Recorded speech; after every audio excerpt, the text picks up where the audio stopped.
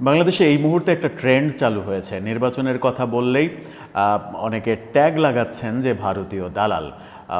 ভারত যেহেতু বিভিন্ন সময়ে দ্রুত নির্বাচনের কথা বলেছে, আন্তর্জাতিক মহল তো নির্বাচনের কথা বলবে, জাতিসংঘও তো নির্বাচনের কথা বলেছে, ইউরোপিয়ান ইউনিয়নও তো নির্বাচনের কথা বলেছে, কিন্তু শুধুমাত্র ভারতকে ট্যাগ লাগানোর এই যে চিন্তাভাবনা, এই ট্যাগ লাগানোর রাজনীতিটা আমরা এর আগেও দেখেছি। রাজনৈতিক সরকারের আমলে ট্যাগ লাগানোর ব্যাপারটা বারবার দেখেছি, কিন্তু অন্তর্বর্তীকালীন সরকার, যে সরকারকে রাজনীতি নিরপেক্ষ সরকার বলা হয়ে থাকে এবং বস্তুতপক্ষে সেটাই তো হওয়ার কথা, কিন্তু সেই সরকারের আমলে যখন এই ট্যাগ লাগানোর রাজনীতি শুরু হয়েছে, তখন আদৌ সেই সরকারকে নিরপেক্ষ সরকার বলা যায় কিনা, সরকার তার নিরপেক্ষতা বজায় রাখতে পারছে কিনা, সেই প্রশ্ন বারবার উঠছে। নির্বাচনের কথা যেই বলছে সেই ভারতের দালাল, রয়ের এজেন্ট, এরকম প্রোপাগান্ডা ছড়ানো হচ্ছে এবং সরকার থেকে তো বলা হচ্ছে, রাজনৈতিক সরকারের পক্ষের রাজনৈতিক দল থেকে বলা হচ্ছে, সরকারের বিভিন্ন সোর্স থেকে বলা হচ্ছে এবং সরকারের এজেন্ডা বাস্তবায়ন করতে চায় এরকম ইউটিউবাররা যারা বিদেশে রয়েছেন তারাও এ ধরনের কথা বলছেন বলে বিভিন্ন মহল থেকে অভিযোগ উঠছে। আসলে বাস্তবতাটা কি, সেই আলোচনা করবে এই ভিডিওতে। থাকবেন পলিটিক্স টিভির নিয়মিত আয়োজনে।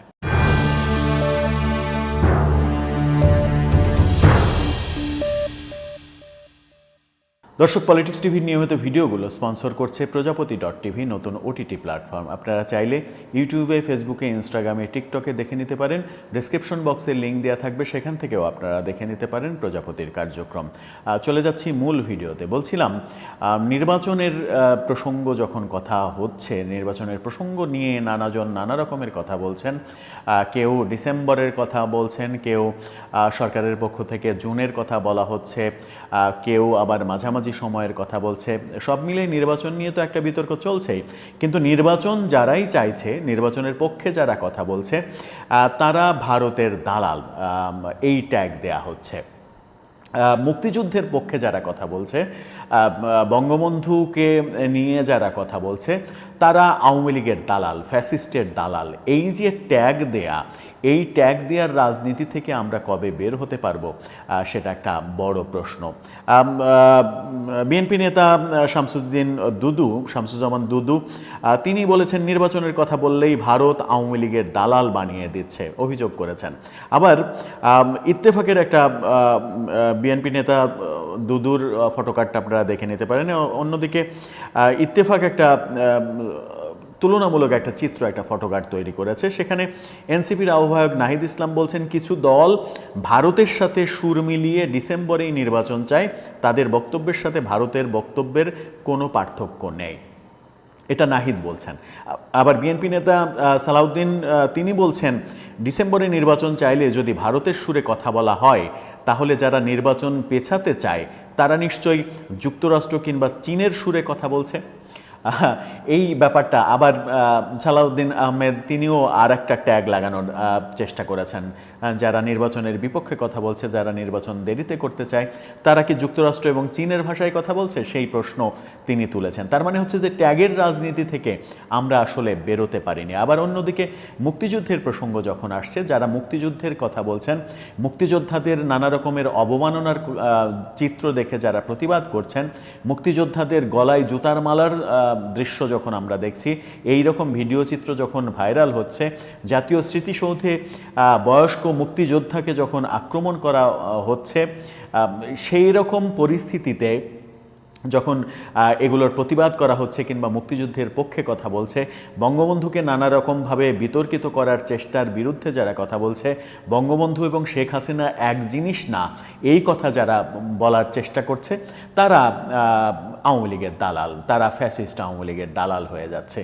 কেন এই ধরনের ট্যাগ দিতে হবে? মুক্তিযুদ্ধের পক্ষে কথা বললে যদি আওয়ামী লীগের দালাল হয়, তাহলে তো প্রশ্ন জাগেই, আপনারা কি মুক্তিযুদ্ধকে, বঙ্গবন্ধুকে, মুক্তিযুদ্ধের যে মহান লড়াই, সেই লড়াইকে আওয়ামী লীগকে রেজিস্ট্রি করে লিখে দিয়েছেন? এটা কি আওয়ামী লীগের নিজস্ব পৈতৃক সম্পত্তি, নাকি এটা বাংলাদেশের সম্পত্তি? তার মানে যে এক ধরনের প্রচেষ্টা লক্ষ্য করা যাচ্ছে মুক্তিযুদ্ধকে অবমাননা করা, মুক্তিযুদ্ধকে অস্বীকার করা, এই প্রচেষ্টার মধ্যে মধ্যে আমরা বসবাস করছি।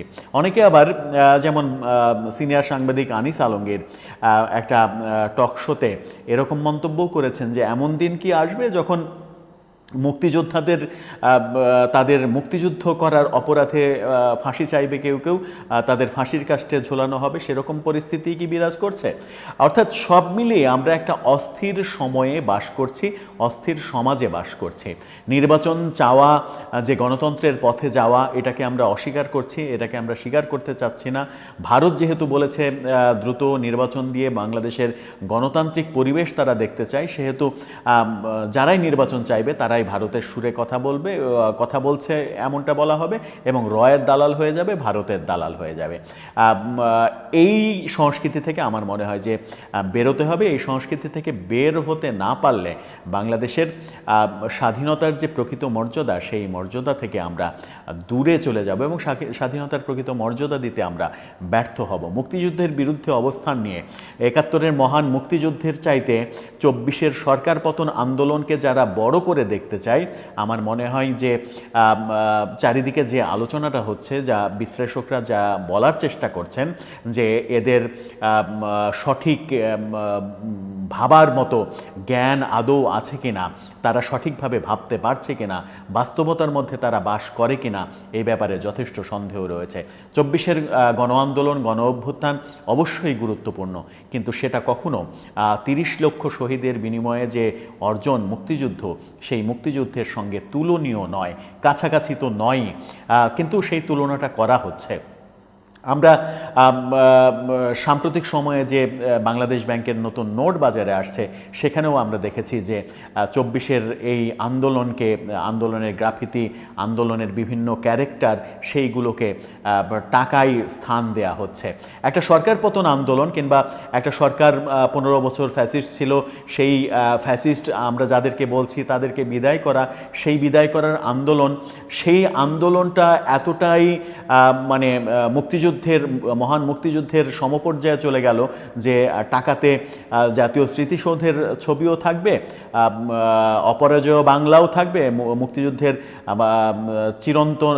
চিরায়ত জিনিসগুলোও থাকবে, আবার ২৪-এর গণ আন্দোলনের পানি লাগবে পানি, এটাও থাকবে।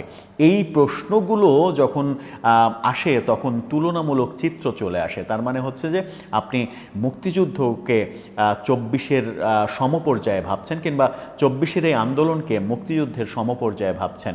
এই ভাবনাটা ইতিহাসে আদৌ টিকবে না। ২৪-এর আন্দোলন খুবই গুরুত্বপূর্ণ, জাতির জন্য খুবই গুরুত্বপূর্ণ।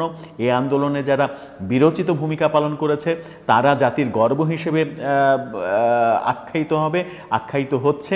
কিন্তু আপনি যদি মহান মুক্তিযুদ্ধ, ৩০ লক্ষ শহীদ, ৭ জন বীরশ্রেষ্ঠ মুক্তিযুদ্ধের যারা অকুতোভয় সৈনিক, মুক্তিযুদ্ধের যারা লিডার, তাদের থেকে যখন ২৪-এর এই আন্দোলনটাকে বড় করে দেখছেন, তখন ব্যাপারটা বিতর্কিত হবে এবং বিতর্ক তৈরি হয়েছেও। বলা হচ্ছে যে এ পর্যন্ত যত ছাত্র আন্দোলন হয়েছে, ৫২ ছাত্র আন্দোলন, ৯০-এর গণ অভ্যুত্থান, যত আন্দোলন হয়েছে, এই আন্দোলনের পরবর্তী সময়ে আন্দোলনের সেনানীরা কখনো নিজের ক্রেডিট চায়নি, কখনো রাষ্ট্র ক্ষমতা চায়নি, কখনো কোনো কিছু ভোগবিলাসের মধ্যে যায়নি, যে দৃশ্যটা আমরা ২৪-এর আন্দোলনের পরে দেখছি। তার মানে হচ্ছে যে এক ধরনের সমালোচনার সাগরে কিন্তু পড়েই গেছেন। আবার মুক্তিযুদ্ধের সঙ্গে যখন তুলনামূলক চিত্র হবে, মুক্তিযুদ্ধের সঙ্গে যখন তুলনা করবেন এবং নির্বাচন চেয়ে গণতন্ত্রের মধ্যে ফিরতে চাইলে সেটাকে ভারতের দালাল হিসেবে আখ্যা দেবেন, তার মানে আমার মনে হয় যে আমাদের সকলেরই মস্তিষ্কে ঘুণ ধরেছে।